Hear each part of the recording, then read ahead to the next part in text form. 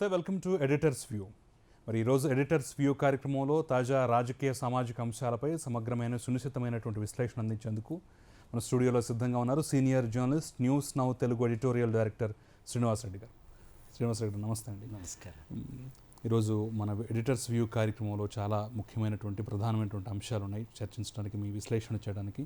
ముందుగా అమరావతి భూములకు సంబంధించిన అంశం చూద్దాం. అమరావతి భూముల వివాదం మళ్ళీ కొత్త మలుపులు తిరుగుతోంది. రాజధాని ప్రాంతంలో ఆళ్ల రామకృష్ణారెడ్డి నిన్న మాట్లాడటం కానివ్వండి, కొంతమంది దళిత రైతులతోటి మాట్లాడించడం కానివ్వండి చూసాము. చాలామంది దళితుల దగ్గర బెదిరించి భూములు లాక్కున్నారు అనేటటువంటి దానికి సంబంధించిన ఆధారాలు కూడా నా దగ్గర ఉన్నాయని చెప్పేసి ఆయన గతంలో సిఐడికి కంప్లైంట్ చేశారు. ఇప్పుడు తాజాగా మళ్ళీ అదే అంశం కొత్త టర్న్లు తీసుకుంటుంది కదా. ఏమిటి ఈ వివాదానికి కారణం ఏంటంటారు? అసలు వివాదానికి కారణము మొదటి అంశము, వీరు ప్రతిపక్షంలో ఉన్నప్పుడు కూడా ఇప్పుడున్న జగన్మోహన్ రెడ్డి గారు అధికార పార్టీలో లేకుండా ప్రతిపక్షంలో ఉన్నప్పుడు కొన్ని అభ్యంతరాలు లేవదీశారు. అది అంత భూమి అవసరమా, సారవంతమైన భూము, అలాంటి భూములు ఇన్ని వేల ఎకరాల్లో ఎందుకు అనేది జనరల్ క్రిటిసిజం వచ్చింది. ప్రతిపక్ష నాయకుడిగా ఆయన కూడా ఇచ్చేశాడు. ఆ తర్వాత వచ్చింది ఏమిటంటే, అందరికీ తెలుసు ఇది అధికార పార్టీలోని పెద్దలు ముందే వస్తుంది, ఇక్కడ క్యాపిటల్ ఇక్కడ వస్తుంది అనే ఉద్దేశంతో భూముల్ని ఇన్సైడ్ ట్రేడింగ్ అని పేరు పెట్టుకున్నారు. ఇన్సైడ్ ట్రేడింగ్ ఒకటి జరిగిందని ఆరోపణలు ఉన్నాయి. ఎవరివి వీరంతా? ఆనాటి అధికార పక్షం కాబట్టి ఇవాళ అధికారంలోకి వచ్చినటువంటి పార్టీ వీటి మీద ఎంక్వైరీ వేయటము, సిఐడి ఎంక్వైరీ వేయటము, అరెస్టుల వరకు కూడా ప్రయత్నాలు జరిగాయి. కానీ కోర్టుల జోక్యంతో అవి ఆగిపోయాయి. అది ఇప్పుడు కొనసాగుతుంది. గత కొంతకాలంగా సుప్రీంకోర్టుకు వెళ్ళడము, సుప్రీంకోర్టుకు ఉత్తరం రాయటము, చీఫ్ జస్టిస్ని కలిసి ఉత్తరం ఇవ్వటము, ఇవన్నీ జరిగాయి కాబట్టి వాటిని తీసేశారు. మళ్ళీ ఫర్దర్ ప్రోగ్రెస్ ఏమిటి అనేది జరగాలిగా. అందుకని ఈ కొనసాగింపుగానే గతంలో వేసినటువంటి విచారణ స్తబ్దత ఏర్పడ్డదన్న భావం లేకుండా ఇవాళ మళ్ళీ వాటిని కొనసాగించడం జరుగుతుంది. రెండో వైపున రాజధాని ఎవరు ఏం చెప్పినా, రైతులు ఆందోళన చేసినా పట్టుదల శాసనసభలోనే అనౌన్స్ చేశాడు, 3 రాజధానులు ఎందుకు ఉండకూడదు అని చెప్పి. అందువల్ల ఇది కొనసాగుతుంది విచారణ. అప్పుడు ఆళ్ల రామకృష్ణారెడ్డి గారు మంగళగిరి ఎమ్మెల్యేగా గతంలో ఇచ్చేశాడు. ఇప్పుడు ఆయన ఫిర్యాదుతోనే ఇవన్నీ కదులుతున్నాయి. అందరికీ వచ్చిన ఇదేంటంటే, వేల ఎకరాలు ఎందుకు అనేది మొత్తం 217 స్క్వేర్ కిలోమీటర్స్లో ఇది మొత్తం వ్యాపించి ఉంది. ఈ రాజధాని ఏరియాకు సంబంధించి ఖర్చు కూడా బాగానే పెట్టారు. 605 కోట్ల రూపాయలు లబ్ధిదారులకి ఇవ్వటము, వాళ్ళకి ప్రతి సంవత్సరము కొంత ఇచ్చేయటము, సంక్షేమ చర్యలకు 500 కోట్ల దాకా ఖర్చు చేసినట్టు చెప్తున్నారు. ఒక భావన, ఒక తీవ్ర విభజన ఆ ప్రాంత ప్రజల్లో వచ్చేసింది. ఇది ముందు చెప్పారు. ముఖ్యమంత్రిగా కాకముందు ప్రతిపక్ష నాయకుడిగా కూడా ఇక్కడ అమరావతి రాజధానికి సంబంధించి మేము అధికారంలోకి వస్తే తీసేస్తాము, ఉండదు అనే మాట చెప్పలే. అధికారానికి వచ్చిన తర్వాత కూడా అదే మాట ఢిల్లీ ప్రెస్ కాన్ఫరెన్స్లో ఎవరు అడిగారు ముఖ్యమంత్రిని, అడిగితే దాని మీద కూడా నెగిటివ్ కామెంట్ చేయాలి, పాజిటివ్గానే ఉన్నాడు. ఆల్ ఆఫ్ సడన్ ఒక్కసారి ఇది చేయటంతో ఆందోళన ఇంకా కొనసాగుతుంది. దీంట్లో అంత భూమి అవసరం లేదా, ఎంత భూమి, ఇప్పుడు 3 రాజధానులు అన్నారు. ఈ 3 రాజధానుల కొరకైనా కొంత భూమి అవసరం కదా. ఇక్కడ శాసనసభ పెడతానన్నాడు. Executive capital Visakhapatnam, judicial capital Kurnool.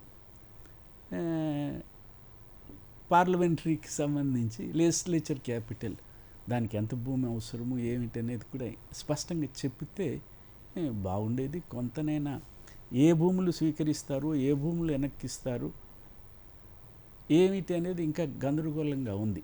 అది బికాజ్ ఆఫ్ ఇది ఎవరి భూమి వారికి ఇచ్చేటట్టయితే వారి దగ్గర డబ్బు ఉండాలిగా, మళ్ళీ గవర్నమెంట్కి పే చేయడానికి ఎట్లా సాధ్యమవుతుంది? ఇది కొంత ఇర్క్సమ్ పొజిషన్స్లోనే అక్కడ స్థానికులకు వీటికి ఉండేది. పోనీ ఈ విచారణ సాగనీయండి, ఆరోపణలు ఉన్నప్పుడు విచారణ సాగుతుంది. అంతకుముందే విచారణ వేశారు, బలవంతంగా లాక్కున్నారన్న దాని మీద విచారణ సాగిన తర్వాత ఏ రకంగా అప్పగిస్తారు? రైతులకు ఇచ్చిన ఇప్పుడు 605 కోట్ల రూపాయలు ఏదో వీటి కింద యాన్యుటీ సంవత్సరానికి ఎవరి భూమి అయితే పోయిందో వాళ్ళకి 605 కోట్లు, నెలసరి ఎకరానికి 30,000 కుటుంబానికి ఏదో ఉన్నది కదా గత ప్రభుత్వం ప్రకటించింది. అది కాకుండా భూమి కొన్నందుకు ఉంది కదా. ఇవన్నీ చిక్కులు ఉన్నాయి. ఏ రకంగా కావచ్చు బలవంతాన తీసుకున్నారనే ఆరోపణలు ఉన్నాయి.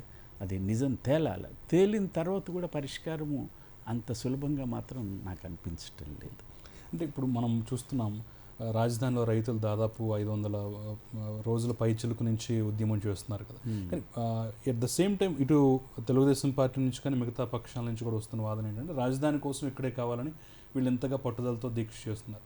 మరి బలవంతంగా తీసుకున్నామని చెప్పినటువంటి వాళ్ళు ఒకళ్ళు కూడా ముందు బయటకు రావట్లేదేంటి? మా భూములు బలవంతంగా తీసుకున్నారని చెప్పేసి ఇంత పట్టుదలగా ఎవరు ఒక ఆందోళన ఏది ఎంతవరకు నిర్వహించలేకపోయారు. ఇది కేవలం ఒక రాజకీయ ప్రేరేపితం అనే మాట కూడా వస్తుంది కదా. దాన్ని ఎలా చూడాలంటే అంటే అధికారంలో ఉన్నప్పుడు కొన్ని కేసులు వచ్చినాయి కదా, కొన్ని ప్రాంతాలలో బలవంతంగా తీసుకున్నారన్న భావన వచ్చింది. అదొక ఆస్పెక్టు. బట్ ఇది పొలిటికల్ నిర్ణయాలతో జరిగేది. క్యాపిటల్ ఎక్కడ అనేది ప్రజలందరి ఆమోదంతో జరిగేది కాదు. ప్రజలు ఎన్నుకున్న ప్రభుత్వము పొలిటికల్ నిర్ణయాలతో చేస్తారు. రాజకీయాలు అంటే వ్యతిరేకత కాదు, రాజకీయాలంటే అసహ్యం కాదు. ప్రతి దాంట్లో రాజకీయాలు ఉంటాయి. రాజకీయంగా జీవితం, ప్రజాస్వామ్యంలో రాజకీయాలు లేకుంటే ప్రజాస్వామ్యానికి విలువ లేదు. అది ప్రతిదీ కొన్ని అంశాలు ఉంటాయి. ఇది పొలిటికల్ నిర్ణయం జరిగింది, ఆ ప్రభుత్వం చేసింది, ముందడుగు వేశారు.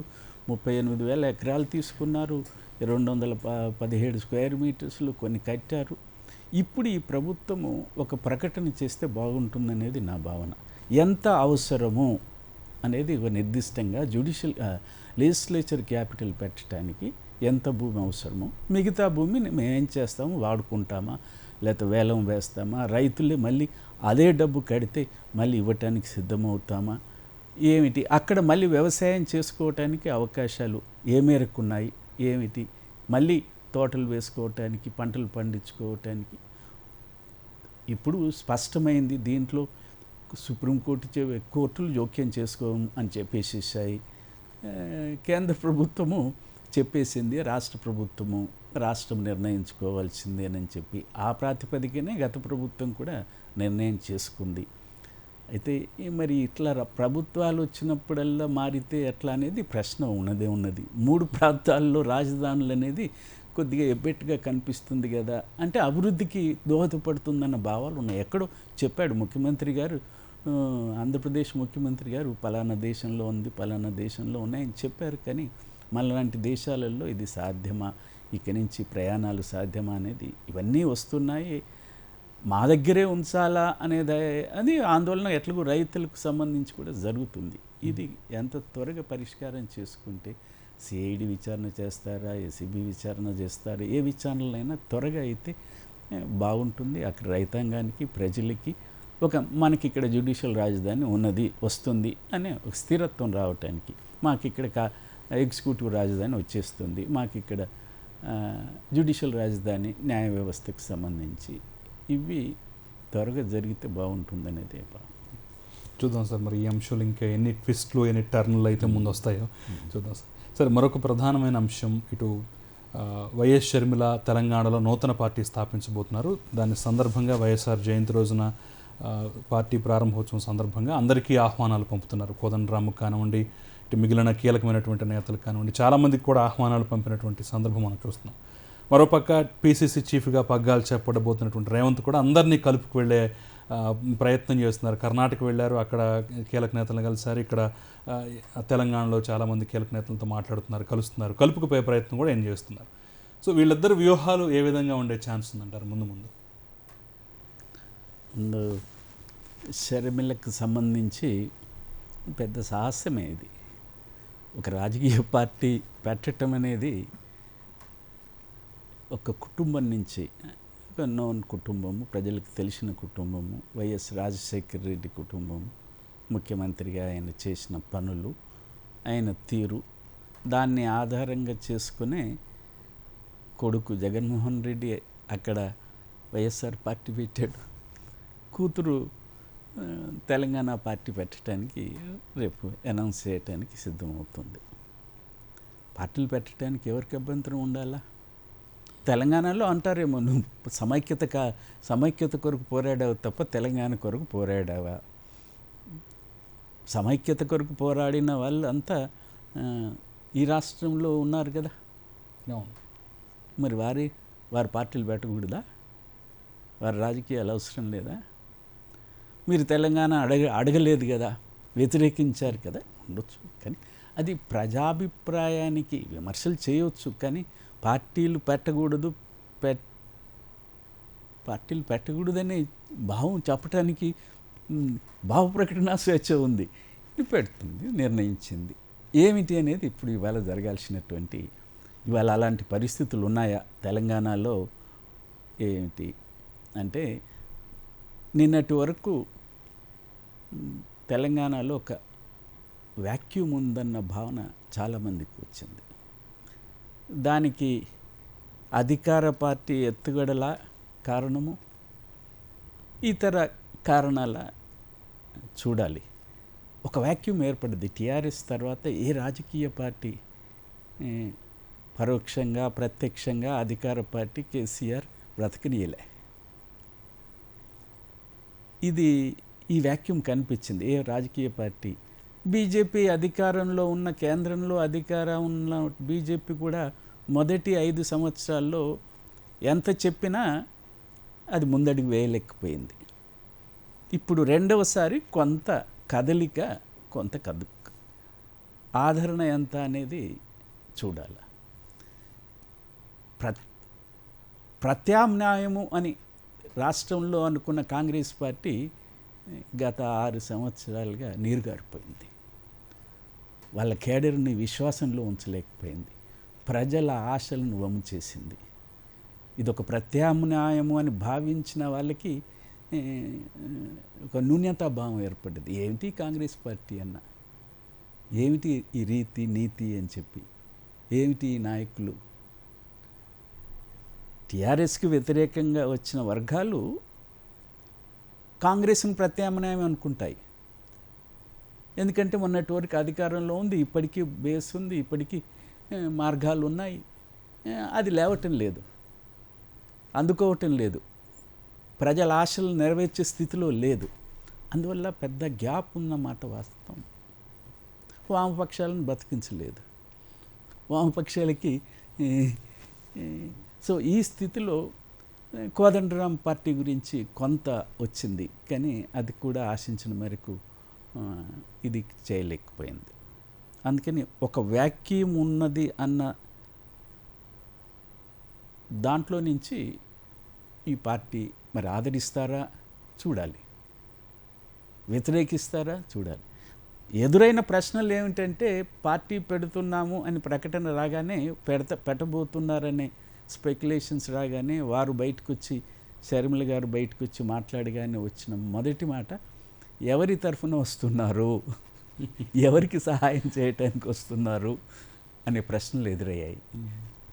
చర్చల్లో, రాజకీయ చర్చల్లో, రాజకీయవేత్తల్లో, రాజకీయాల పట్ల ఆసక్తి ఉన్నటువంటి ప్రజల్లో ఎవరికి అనుకూలమో ఆమె పార్టీ పెడితే, ఆమె అధికారంలోకి వస్తుందన్న భావన కన్నా బీజేపీకి అనుకూలంగా వస్తుందా, టీఆర్ఎస్కి అనుకూలంగా వస్తుందా అన్న భావన ఉంది. కాంగ్రెస్కి అనుకూలంగా మాత్రం కాంగ్రెస్కు ప్రత్యామ్నాయం కావడానికి అవకాశం ఉండే, ఎందుకంటే లేదు, కాంగ్రెస్ పార్టీకి అలాంటి అవకాశాలు లేకుండా మొన్నటి వరకు ఉన్నాయి. ఆ స్థితిలో ఇప్పుడు రేవంత్ రెడ్డి పిసిసి అధ్యక్షుడిగా వచ్చారు. వాళ్ళ కేడర్లో ఉత్సాహం వచ్చింది. మాటకు మాట ఇవాళ రాజకీయాల్లో మాటకు మాట అంటేనే హర్షిస్తున్నారు తప్ప ఇది న్యాయం అని మామూలుగా చెప్తే ప్రజల్లో ఎందుకు ఆకట్టుకోవటానికి లేదు. ఇప్పుడు మాటకు మాట అంటే ఒక మాట అంటే రెండు మాటలు అనే శక్తి అది ఏమైనా కానీ తర్వాత మాట్లాడుకుందాం. ముందు మాటకు మాట, ఎదిరిస్తే కర్ర కర్ర, నోటికి నోరు, తుపాకీకి తుపాకీ అన్న రీతిలో ఇవాళ రాజకీయాల్లో ఉండటంతో రేవంత్ రెడ్డి వచ్చిన తర్వాత కొంత ఒక కాన్ఫిడెన్స్ ముందు వాళ్ళ క్యాడర్లు, వాళ్ళ కార్యకర్తలు కాంగ్రెస్కు కొద్దిగా జీవం పోసే అవకాశాలు ఉన్నాయి అని బయట మనం అనుకుంటే వాళ్ళ పార్టీ లోపట వ్యతిరేకించిన వాళ్ళు ఉన్నారు కదా. అయితే ఇప్పుడు అందరినీ కలుస్తున్నాడు. ఉత్తరాలు రాసిన వాళ్ళని వ్యతిరేకంగా ఓపెన్గా స్టేట్మెంట్లు చేసిన వాళ్ళని. కాంగ్రెస్లో ఉన్న ఒక కల్చర్ ఏమిటంటే ఈ కల్చర్తో పాటు ఈ కల్చర్ కూడా ఉంటుంది. వ్యతిరేకించిన వాళ్ళని కూడా పోయి కలవటం చేయటం.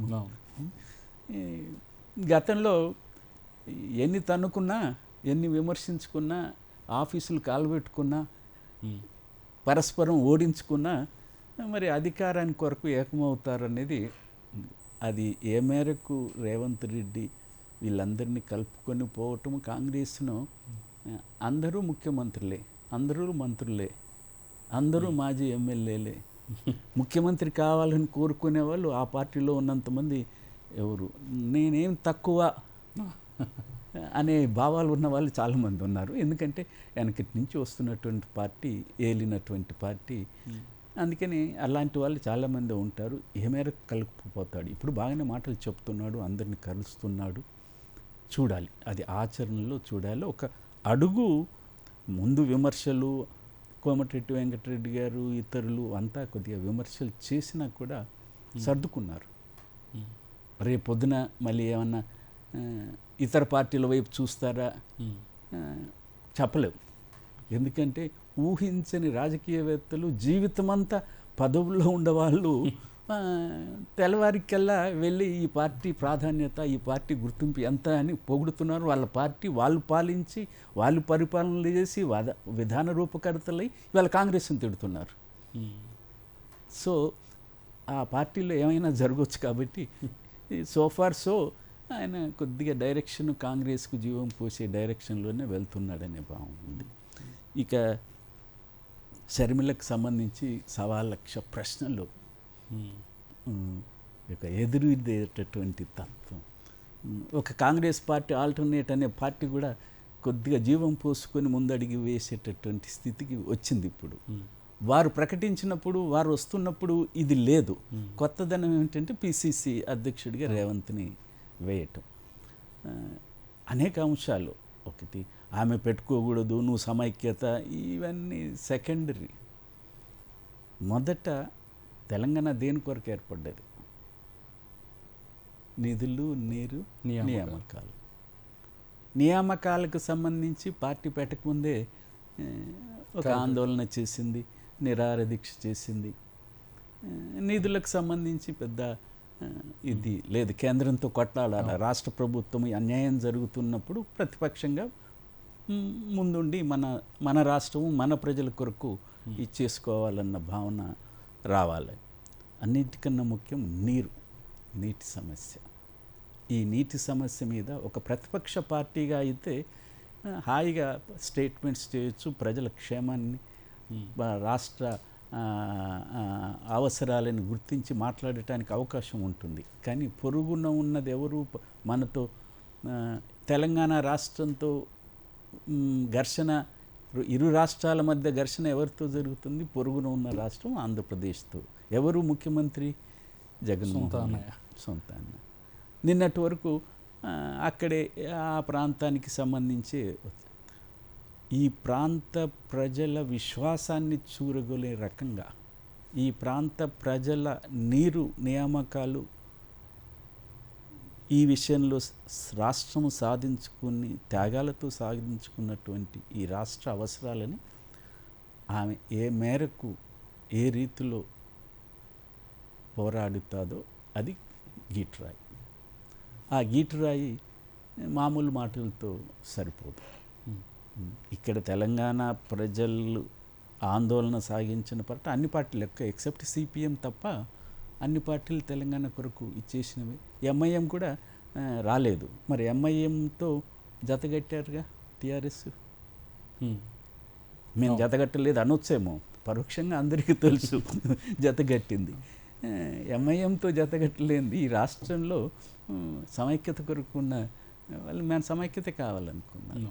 ఆ తర్వాత ఏవో ప్రపోజల్స్ ఏవో పెట్టారు. ఏదో ఇది దీని క్యాపిటల్ ఏది సెకండ్ క్యాపిటల్ చేయాలా, లేకపోతే యూనియన్ టెరిటరీ చేయాలి, ఇలాంటి మాటలు ఏవి వచ్చాయి వినొచ్చాయి. కానీ ఆమెకు ముందున్నది అంత ఈజీ కాదు.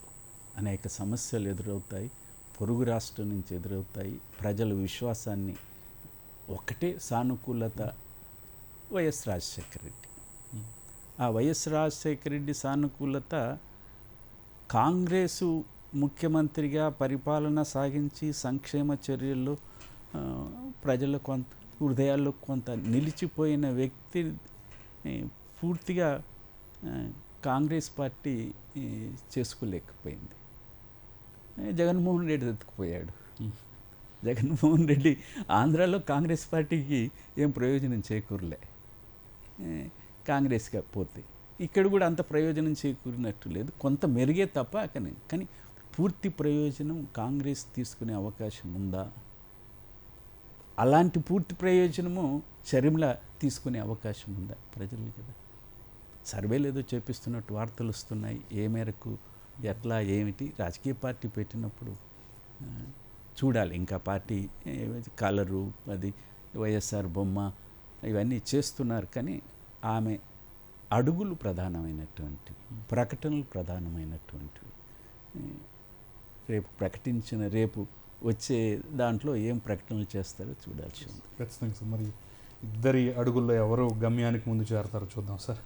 సార్, ఇంకొక ప్రధానమైన అంశం ఆంధ్రప్రదేశ్లో అటు మాన్సాస్ ట్రస్ట్ వ్యవహారం కాస్త ఇప్పుడు అశోక్ గజపతిరాజు వర్సెస్ విజయసాయిరెడ్డిగా మారిపోయింది. అనేక ఆరోపణలు, అనేక ప్రత్యారోపణలు. విజయసాయిరెడ్డి కొంచెం ఘాటుగా వ్యాఖ్యానించడం కానివ్వండి. తాజాగా తేలుతున్న అంశం ఏంటంటే 2004 నుంచి అసలు ట్రస్ట్లో ఆడిటింగే జరగలేదు, ఇప్పుడు హడావిడిగా చేయించే ప్రయత్నం చేస్తున్నారని, చంద్రబాబు ప్రయోజనాల కోసం అశోక్ గజపతిరాజు మాన్సాస్ ట్రస్ట్ను ఉపయోగించారని, పనిచేస్తున్నారని, ఇలా రకరకాల ఆరోపణలు అయితే ఆయన మీద వచ్చాయి. ఏమిటి వీరిద్దరి గొడవ కానివ్వండి, అసలు మాన్సాస్ ట్రస్ట్ వ్యవహారం కానివ్వండి, మీరు ఎలా చూస్తారు? ఇది అన్ఫార్చునేట్. ఈ ట్రస్టులు కూడా రాజకీయ చోటు చేసుకోవటం అనేది 1958లో అంతకుముందే అసలు అశోక్ గజపతి రాజు తండ్రి పివిజి రాజు మన ఎడ్యుకేషన్ మినిస్టర్ చేశాడు ఉమ్మడి రాష్ట్రంలో. ఆ తర్వాత వాళ్ళ తండ్రి అలోక్ నారాయణ్ ఆయన కూడా నేషనలిస్టు. గాంధీ గారు వారి ఇంటికి వచ్చి భోంచేసిపోయారు. 1933లో ₹1,00,000 హరిజన్ ఫండ్ ఇచ్చాడట అలోక్ నారాయణ్. అంటే అశోక్ గజపతి రాజు తాతగారు. ఆయన పేరు మీద కదా ఈ ట్రస్టు ఆయన పేరుతోనే ఉంది. Maharaja Alok Narayan society of arts and sciences. Education మీద చాలా కేంద్రీకరణ చేశారు. ఇప్పుడు కూడా దాదాపు 13-14 ఎడ్యుకేషనల్ ఇన్స్టిట్యూషన్స్ ఉన్నట్టున్నాయి. కల్చరల్గా, లిటరరీ రంగంలో ముందుకు ప్రాంతాన్ని ఒక పెక్యులర్ మహారాజా. ఇతర మహారాజులు కింగ్లతో పోల్చుకున్నప్పుడు ఈ విజయనగరం రాజు గురించి చాలా సానుకూలమైనటువంటి ఇవి ఉన్నాయి. వారు చేసినటువంటి చర్యలు, సంక్షేమ చర్యలు, ప్రజలను ఆదుకోవటానికి చేసినటువంటిది. ఇప్పుడు బయటపడింది, రాగానే మార్చేసుకున్నారు. ఇది ఐ థింక్ 80s, 75 or 80sలో ఇది సొసైటీ యాక్ట్ కింద గవర్నమెంట్ ఆడిటింగ్ ఇవన్నిటికీ వచ్చేసింది. చైర్మన్ వారు ఉన్నప్పటికి కూడా, ట్రస్టీలుగా కుటుంబం ఉన్నప్పటికి కూడా ఇప్పుడు బయటపడింది. మరి వార్తలు ఏ మేరకు నిజమో తెలియదు. 2004-05 తర్వాత ఆడిటింగ్ లేదని. అయితే ఎవరు చైర్మన్ ఏమిటి కుటుంబ వ్యవహారాలు అదో ఎత్తు, పోరాడే హక్కు ఉంటుంది. ఈ ఇచ్చేసుకునే యాక్ట్ ఉంది. గవర్నమెంట్కు రోల్ ఉంది కాబట్టి ఆయనను తీసేశారు, వారిని పెట్టారు. కోర్టు కుదరదని చెప్పింది. అదొక ఆస్పెక్ట్. అది అధికార పీఠానికి సంబంధించింది. కానీ నిర్వహణ వ్యవహారాల మీద 2004-05 నుంచి కూడా ఆడిటింగ్ జరగకపోవటం అనేది న్యాయం కాదు. అది 13 ఇన్స్టిట్యూషన్స్, 15,000 మంది స్టూడెంట్స్ చదువుకుంటున్నారట. అట్లాగే దాదాపు 2,000-1,800 మంది దాకా ఉద్యోగులు, పర్మనెంట్ ఉద్యోగులు ఉన్నారు. మరి అలాంటి ఇన్స్టిట్యూషన్స్లో అందులో మంత్రిగా ఉన్నాడు, ఒక రెస్పాన్సిబుల్ పొజిషన్లో ఉన్నాడు. ఒక్కొక్కసారి ఓవర్లుక్ కావచ్చు కానీ పట్టించుకోవాలి కదా. మన జగజ్జీవన్ రాము ఒకసారి ఇన్కమ్ ట్యాక్స్ రిటర్న్స్ వేలే, ఆదాయం యాన్యువల్ వేస్తారు కదా, అప్పుడు ఇంకా ఇదిగా ఇన్ని ఉండేది కాదు. ఆదాయం వచ్చిన వాళ్ళని ఇచ్చేసేవాళ్ళు. నోటీస్ ఇచ్చారట ఇన్కమ్ ట్యాక్స్ వాళ్ళు. నోటీస్ ఇస్తే నేను మర్చిపోయానని చెప్పారు. కావచ్చు, రాజకీయాల్లో ఉన్న వాళ్ళకి ఇవన్నీ పట్టింపులు ఉండకపోవచ్చు, కానీ అట్లాగే అశోక్ గజపతిరాజు చాలా కాలం ఇంపార్టెంట్ పొజిషన్స్లో ప్రభుత్వంలో కీలక పాత్ర వహిస్తున్న అతనే ఆయన ఆనంద గజపతిరాజు తర్వాత అశోక్ గజపతి దాని చైర్మన్గా కొనసాగాడు. కాబట్టి ఇది కొంత ట్రాన్స్పరెన్సీ ఉండాలి. నిధులు మీయే, ఒక ఉదాత్త ఆశయంతో సొసైటీ ఒక ట్రస్ట్ పెట్టారు, మీ తాతగారు పెట్టారు, తండ్రి కొనసాగించాడు, భూములు ఇచ్చాడు, ఈ ఇన్స్టిట్యూషన్స్ నడిపిస్తున్నారు. కల్చరల్ ఇన్స్టిట్యూషన్స్ ఉన్నాయి, ఎడ్యుకేషనల్ ఇన్స్టిట్యూషన్స్ ఉన్నాయి. ఎవరెవరు చదువుకున్నారు, చాలా పెద్దవాళ్ళు దీంట్లో చదువుకున్నారు. వివి గురి కూడా దీంతో ఈ సంస్థానంతో సంబంధాలు ఉన్నాయి. అనేక మంది చాలా మంది ఇది చేసిన వాళ్ళు ఉన్నారు. కాబట్టి అధికారానికి సంబంధించి అన్న కూతురా తాను అని కొట్లాడటంలో అభ్యంతరాలు లేవు. ఎందుకంటే వాళ్ళ కుటుంబ వ్యవహారం ఎవరు అని తేల్చుకునేది వాళ్ళకి హక్కులు ఉన్నాయి.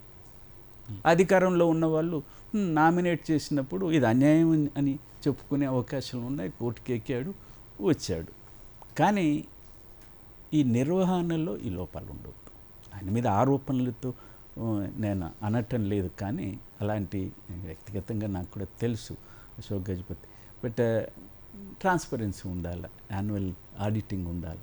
ఇక దీంట్లో తప్పులు ఏంటో ఇప్పుడు మరి ఆడిటింగ్ జరుగుతున్నప్పుడు ఏం జరుగుతాయో ఏమిటో దాని వార్తల ప్రకారంగా వచ్చిన వార్తల ప్రకారంగా డిస్ట్రిక్ట్ కోఆపరేటివ్ అధికారి వెళ్తే కొన్ని అన్నీ ఇవ్వలేదు, ఫైల్స్ సంబంధించిన వివరాలు అన్నీ ఇవ్వలేదు అని చెప్పేది వార్తలు వచ్చినాయి. దాంట్లో కూడా ఎట్లగీత కొట్లాడి ఇది హక్కు, ఈ హక్కును కాదన్నారు, పొలిటికల్గా కాదన్నారని నిరూపించారు. ఇందులో కూడా ఎలాంటివి జరగలేదు, అవకతవకలు జరగలేదని నిరూపించుకుంటే అశోక్ గజపతికి మంచి పేరు వచ్చేస్తుంది. Thank you very much sir. అనేక అంశాల మీద ఈరోజు మనం సమగ్రమైనటువంటి విశ్లేషణ అందించారు. Thank you sir. ఇది ఇవాళ ఎడిటర్స్ వ్యూ కార్యక్రమం. Keep watching news now.